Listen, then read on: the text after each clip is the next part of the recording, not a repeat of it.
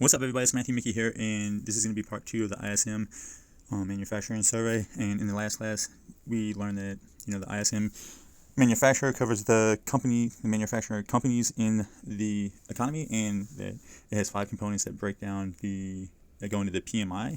And so in this class, we're going to go through and we're going to break down those 5 components, and then I'm going to show you how to pull the data and update your stuff as well, and pull ideas. And this will be helpful because in the next class we will talk about how to start building ideas and using this from a macro leading indicator and idea generation for our stock selection. And so we saw that the ISM Manufacturing Index, the PMI, has 5 components, but historically, we're going to look at the PMI right now because that typically leads the S&P 500 which leads the GDP.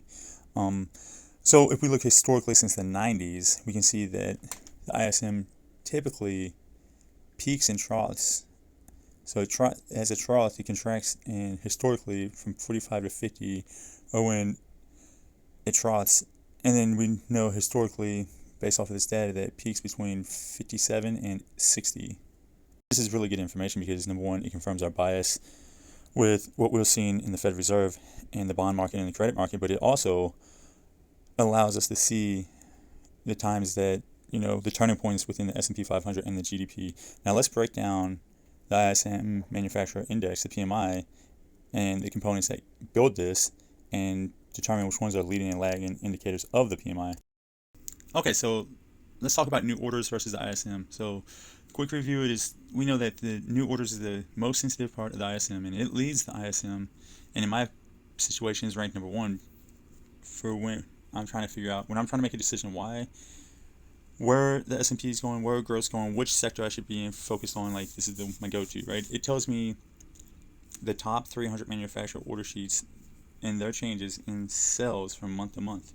So what I can do, just for a bigger picture concept, I look at the data since the 98s, and it shows me the overall business cycle, and I can tell that from 60 to 65 is typically when new orders peak, and the expansion of the economy is slowing down and will start to contract maybe.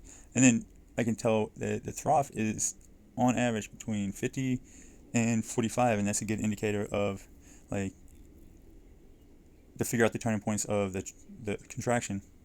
What is really interesting to me when I zoom in, as you can see, this shows from June 20 to October 21, we go back and forth between 60 and 67, and economy is strong, manufacturers got a lot of new orders coming in, but November 21, this thing drops below 60, and if you look back at the S&P, November 21 is when it started its shift down, right?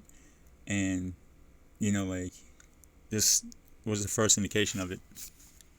So production measures the rate of change of manufacturers, and companies in the service department orders, right, from their main manufacturer, right? And we will know what's usual and what's not, and production will act as a lagging indicator from what happens in the order phase, the production of those orders to fulfill those new orders, right? So this is a lagging indicator of the new orders.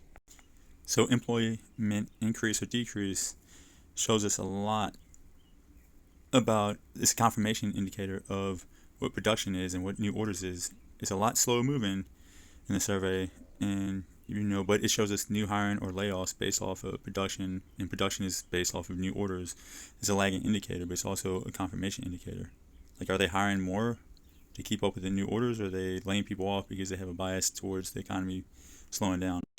So supply delivery is telling us that if the manufacturers are backlogged or there's a mess up in the supply chain, it gives us a huge clue on the sentiment and bias of the manufacturer's managers, right?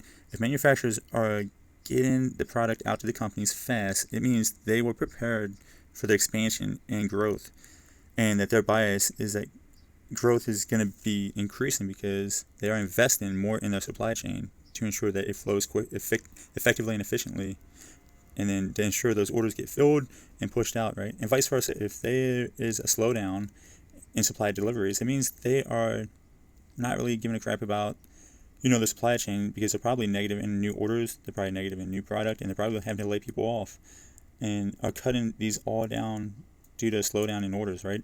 This is my third lagging indicator, and it's very helpful as well. Now, inventories reflect bullishness. Like, this is the second leading indicator in my mind, right? So if inventories increase, like, we know that they're bullish. They're analyzing growth in the sector, right? And because of that, they are preparing for a way of orders, whether it be seasonal adjusted or, just a strengthened growth. Like, they're ensuring that they have the product on the shelf. So when that influx of new orders comes in, they can fill the first couple flows of it while they're catching the production line up and setting up supply, deliveries, and employment, right? So it's also a very leading indicator of it. And when it slows down, they're projecting a decrease in orders, and so that's how I use this. So, quick recap, like, new orders are the most sensitive part of the report and are the most indication of growth or contraction in the overall report, right? And it stands to reason that productivity will be positive or negative if new orders are expanding, right?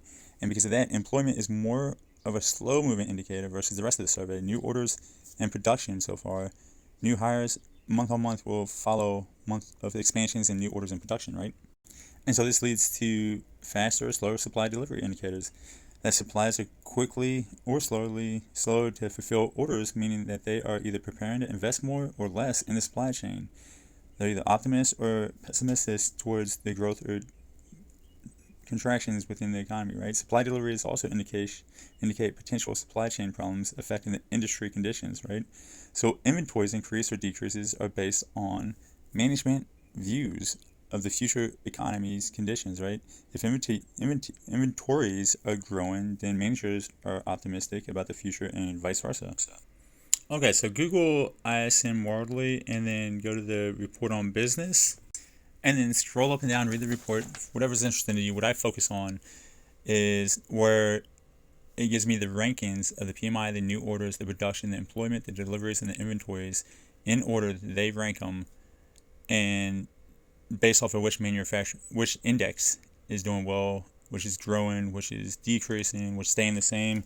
And then from there, I just update my Excel tracker and my heat maps, right? So it shows me clear as day, where did we come from historically, what happened, and how do I tie this into what data I am seeing with the Fed balance sheet, right? Or the bond market or the credit market or other leading indicators such as the small business, cyclical commodities, building permits, University of Michigan Consumer Survey, how this will affect the Fed policies, what sector I'm going to be long in or short in, right?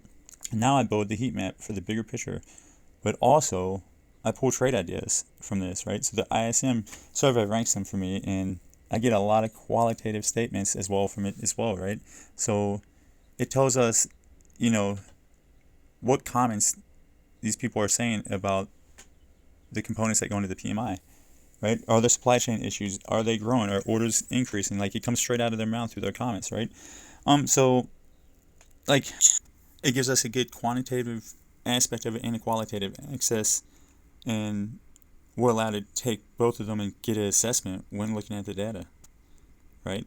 So hopefully this helps. This is how I do it, and these are my trackers right here that show me growth, contraction, or neutral, and a lot will come out of this. In the next class, I'll teach you how to, tie this in with a 10-year yield or conduct idea generation from it as well. Hopefully this helped. Let it.